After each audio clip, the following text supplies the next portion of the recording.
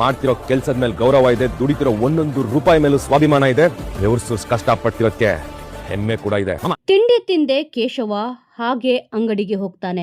ನನ್ನ ಮಗ ಹೊಟ್ಟೆ ಹಸ್ಕೊಂಡು ಹೋಗ್ತಾ ಇದ್ದಾನೆ ಅಂತ ನಂದಕುಮಾರ್ ಕೂಡ ನನಗೂ ಕೂಡ ಹೊಟ್ಟೆ ಹಸಿತಿಲ್ಲ, ನನಗೂ ಊಟ ಬೇಡ ಅಂತ ಹೇಳ್ತಾನೆ. ಅದಕ್ಕೆ ಮೀನಾ ಹೇಳ್ತಾಳೆ, ದಯವಿಟ್ಟು ತಿಂಡಿ ತಿನ್ನಿ ಮಾವ, ನೀವು ತಿಂಡಿ ತಿಂದಿಲ್ಲ ಅಂತಂದರೆ ಮನೆಯಲ್ಲಿ ಯಾರೂ ಕೂಡ ತಿಂಡಿನೇ ತಿನ್ನಲ್ಲ, ದಯವಿಟ್ಟು ತಿಂಡಿ ತಿನ್ನಿ, ನನ್ನ ಮೇಲೆ ಆಣೆ ಅಂತ ಆಣೆ ಹಾಕ್ತಾಳೆ ಮೀನಾ. ಆಗ ನಂದಕುಮಾರ್ ತಿಂಡಿಯನ್ನು ತಿನ್ನುತ್ತಾನೆ. ಕೇಶವನ ತಲೆಯಲ್ಲಿ ಏನು ಓಡ್ತಿದೆ ಅಂತ ಗಿರಿಜಾ ಮೀನಾನ ಬಳಿ ಕೇಳ್ತಾಳೆ. ಅವನು ಯಾವತ್ತೂ ಈ ಥರ ನಡ್ಕೊಂಡಿರಲಿಲ್ಲ, ಯಾಕಂತಂದರೆ ಅವರಪ್ಪ ಬೇಜಾರು ಮಾಡ್ಕೊತಾರೆ ಅಂತಾದರೂ ಅವನು ತಿಂತಿದ್ದ. ಈಗ ಅವನ ತಲೆಯಲ್ಲಿ ಏನು ಓಡ್ತಿದೆ ಅಂತ ಗಿರಿಜಾ ಮೀನಾಳ ಬಳಿ ಕೇಳುತ್ತಾಳೆ. ಎಷ್ಟೇ ಕೇಳಿದರೂ ಕೂಡ ಮೀನಾ ಬಾಯ್ ಬಿಡಲ್ಲ. ಅದಕ್ಕೆ ಇಲ್ಲಿ ಗಿರಿಜಾ ಕೊನೆಗೆ ಆಣೆ ಮಾಡಿ ಕೇಳಿಸಿಕೊಳ್ಳುತ್ತಾಳೆ. ನನ್ನ ಮೇಲೆ ಆಣೆ ಇಟ್ಟು ಹೇಳು, ಏನಾಗ್ತಿದೆ ಅಂತ ಕೇಳ್ತಾಳೆ. ಅದಕ್ಕೆ ಮೀನಾ ಹೇಳ್ತಾಳೆ, ಮನೆ ಬಿಟ್ಟು ಹೋಗಬೇಕು ಅಂತ ನಿರ್ಧಾರ ಮಾಡಿದ್ದಾನೆ ಅಂತ ಮೀನಾ ಹೇಳುತ್ತಾಳೆ. ಕೇಶವ ಆ ಥರ ಎಲ್ಲ ಯೋಚನೆ ಮಾಡಲ್ಲ ಅಂತ ಗಿರಿಜಾ ತುಂಬಾನೇ ಅಳ್ತಾಳೆ. ಅದು ಹೇಗೆ ಮನೆ ಬಿಟ್ಟು ಹೋಗುವ ನಿರ್ಧಾರ ತಗೊಂಡ ಅಂತ ಕೂಡ ಸಿಕ್ಕಾಪಟ್ಟೆ ಗೋಗರೆಯುತ್ತಾರೆ. ಅದಕ್ಕೆ ಮೀನಾ ಹೇಳ್ತಾಳೆ, ಕೇಶವ ಮನಸ್ಸನ್ನ ಕಲ್ ಮಾಡ್ಕೊಂಡಿದ್ದಾನೆ, ಸ್ವತಃ ಮಾವನೇ ಬಂದು ಹೇಳಿದ್ರೂ ಕೂಡ ಅವನು ಮಾತನ್ನ ಕೇಳಲ್ಲ ಅಂತ ಹೇಳ್ತಾಳೆ. ಅದಕ್ಕೆ ಚಿಕ್ಕ ವಿಚಾರಕ್ಕೆ ಕೇಶವ ಈ ಥರ ನಿರ್ಧಾರ ತಗೊಂತಾನ ಅಂತ ಕೂಡ ಇಲ್ಲಿ ಗಿರಿಜಾ ಶಾಕ್ ಆಗ್ತಾಳೆ. ನಿಮ್ಮ ಮಾವನ ಉಸಿರಿರೋದೇ ಈ ಮನೆಯ ಒಗ್ಗಟ್ಟಿನಲ್ಲಿ, ನಿಮ್ಮ ಮಾವನಿಗೆ ಏನಾದರೂ ಹೆಚ್ಚು ಕಮ್ಮಿ ಆದರೆ ನಾನಂತೂ ಬದುಕಿರೋಲ್ಲ ಅಂತ ಗಿರಿಜಾ ಮೀನಾಳ ಬಳಿ ಹೇಳಿಕೊಂಡು ಅಳುತ್ತಾಳೆ. ನಂತರ ಮೀನಾ ಹೇಳ್ತಾಳೆ, ಇದು ಬರೀ ನನ್ನ ಗಂಡನ ಮನೆ ಅಲ್ಲ, ನನ್ನ ಮನೆ. ಕೈ ತುತ್ತು ಕೊಟ್ಟಿದ್ದೀರಾ, ಆ ಋಣ ನನ್ನ ಮೇಲಿದೆ. ಕೇಶವ ಏನೋ ಆವೇಶದಲ್ಲಿ ಮನೆ ಬಿಟ್ಟು ಹೋಗುವ ನಿರ್ಧಾರ ತಗೊಂಡಿರಬಹುದು, ಅವನು ಮನೆ ಬಿಟ್ಟು ಹೋಗದೇ ಇರೋ ಥರ ನಾನು ಮಾಡ್ತೀನಿ. ನಾನು ನಿಮ್ಮನ್ನ ಕೇಳ್ಕೊಳ್ಳೋದು ಒಂದೇ, ನನ್ನನ್ನು ನಂಬಿ, ಅಂದರೆ ಮೀನಾನ ನಂಬಿ ನಂದಗೋಕುಲ ಒಡೆಯೋಕೆ ನಾನು ಬಿಡಲ್ಲ. ಈ ಒಗ್ಗಟ್ಟನ್ನು ಒಡೆಯೋಕೆ ಬಂದರೆ ಮೊದಲು ನನ್ನ ಸಾವನ್ನು ದಾಟಿ ಬರಬೇಕು ಅಂತ ಮೀನಾ ಶಪಥ ಮಾಡುತ್ತಾಳೆ ಗಿರಿಜಾಳ ಬಳಿ. ಆನಂತರ ಕೇಶವನ ಕರೆದು ಬುದ್ಧಿ ಹೇಳ್ತಾಳೆ ಮೀನಾ.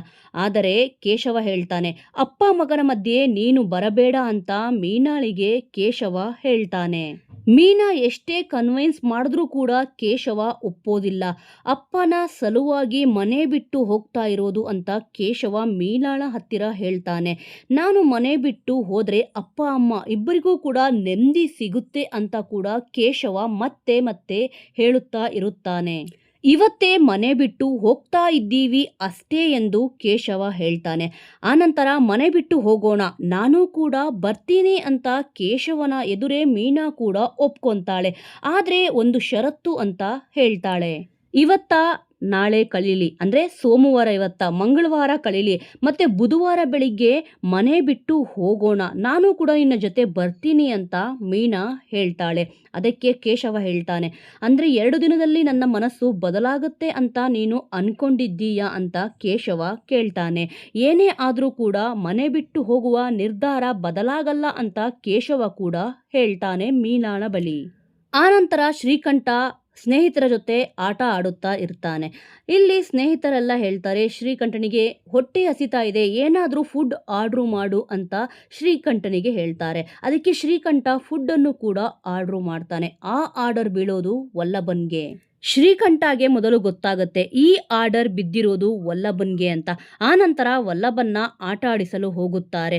ಕೊಟ್ಟ ಅಡ್ರೆಸ್ಸನ್ನು ಕೂಡ ಮಿಸ್ ಮಾಡಿ ಹೇಳ್ತಾರೆ. ಆದರೆ ವಲ್ಲಭ ಯಾವುದಕ್ಕೂ ಕೂಡ ತಲೆ ಕೆಡಿಸಿಕೊಳ್ಳದೆ ಶ್ರೀಕಂಠನ ಗುಂಪು ಎಲ್ಲಿದೆ ಎಂದು ಅವನಿಗೆ ಗೊತ್ತಿರುತ್ತದೆ.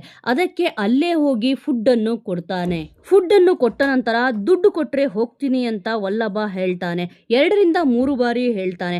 ಆದರೆ ಯಾಕೋ ದುಡ್ಡು ಅಂತ ಸಾಯ್ತೀಯಾ ಅಂತ ಇಲ್ಲಿ ಶ್ರೀಕಂಠ ದುಡ್ಡನ್ನು ಮುಖದ ಮೇಲೆ ಎಸಿತಾನೆ ವಲ್ಲಭನ್ಗೆ. ಇದೆಲ್ಲವನ್ನು ಸಹಿಸಿಕೊಂಡು ವಲ್ಲಭ ಕೊಟ್ಟಿರೋ ದುಡ್ಡನ್ನು ಮುಖದ ಮೇಲೆ ಎಸ್ರೂ ಕೂಡ ಅದನ್ನ ತಗೊಂಡು ಹೊರಡಲು ನಿಲ್ಲುತ್ತಾನೆ. ಆನಂತರ ಶ್ರೀಕಂಠ ಇಲ್ಲಿ ಮತ್ತೆ ಬೈತಾನೆ. ಇದಕ್ಕೆ ತಡೆಯಲಾರದೆ ಇಲ್ಲಿ ವಲ್ಲಭ ಮಾಸ್ ಡೈಲಾಗ್ ಹೊಡೆದು ಎಲ್ಲರಿಗೂ ಕೂಡ ಬುದ್ಧಿ ಕಲಿಸಿ ಅಲ್ಲಿಂದ ಹೊರಡುತ್ತಾನೆ. ನಂತರ ಮನೆಗೆ ಬಂದಾಗ ಅಮೂಲ್ಯ ವಲ್ಲಭನ್ನ ಗಮನಿಸ್ತಾಳೆ. ಇಲ್ಲಿ ಹೊಡೆದಾಟ ಮಾಡುವಾಗ ಸಣ್ಣ ಗಾಯ ಆಗಿರುತ್ತೆ ವಲ್ಲಭನ್ಗೆ. ಅದನ್ನು ನೋಡಿದ ಮೇಲೆ ಇಲ್ಲಿ ಅಮೂಲ್ಯಗೆ ಗೊತ್ತಾಗುತ್ತೆ. ಇಲ್ಲಿ ಮತ್ತೆ ಅಣ್ಣನ ಹತ್ತಿರ ಹೋಗಿ ಹೇಳ್ತಾಳೆ, ವಲ್ಲಭನ್ಗೆ ಯಾರೂ ಇಲ್ಲ ಅನ್ಕೊಂಡಿದ್ದೀಯಾ? ವಲ್ಲಭನ್ಗೆ ನಾನಿದ್ದೀನಿ, ಅವರ ಹೆಂಡತಿ ಅಮೂಲ್ಯ ಎಂದು ಇಲ್ಲಿ ಅಮೂಲ್ಯ ಆವಾಜ್ ಹಾಕುತ್ತಾಳೆ. ಇದನ್ನು ವಲ್ಲಭ ಕೂಡ ನೋಡುತ್ತಾನೆ. ಇನ್ನು ಶ್ರೀಕಂಠ ಅಮೂಲ್ಯಗೆ ಹೊಡೆಯಲು ಕೈ ಎತ್ತುತ್ತಾನೆ. ಅಮೂಲ್ಯ ಅದನ್ನು ತಡೆದು ವಲ್ಲಭನ ಪರವಾಗಿ ಇಲ್ಲಿ ಮಾತನಾಡುತ್ತಾಳೆ. ಇನ್ನು ನಂದಗೋಕುಲದಲ್ಲಿ ನಂದನ ಕುಟುಂಬದಲ್ಲಿ ಬಿರುಕು ಉಂಟಾಗುವುದನ್ನು ತಡಿತೀನಿ ಅಂತ ಮೀನಾ ಸವಾಲ್ ಹಾಕಿದ್ದಾಳೆ.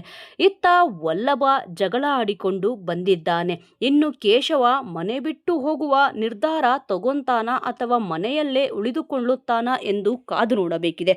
ವೀಕ್ಷಕರೇ, ನಿಮ್ಮ ಅನಿಸಿಕೆಯ ಪ್ರಕಾರ ಕತೆ ಯಾವ ತಿರುವನ್ನು ಪಡೆದುಕೊಳ್ಳಬಹುದು ಎಂಬುದರ ಬಗ್ಗೆ ನಿಮ್ಮ ಅನಿಸಿಕೆ ಅಭಿಪ್ರಾಯವನ್ನು ತಪ್ಪದೆ ಕಮೆಂಟ್ ಮೂಲಕ ತಿಳಿಸಿ.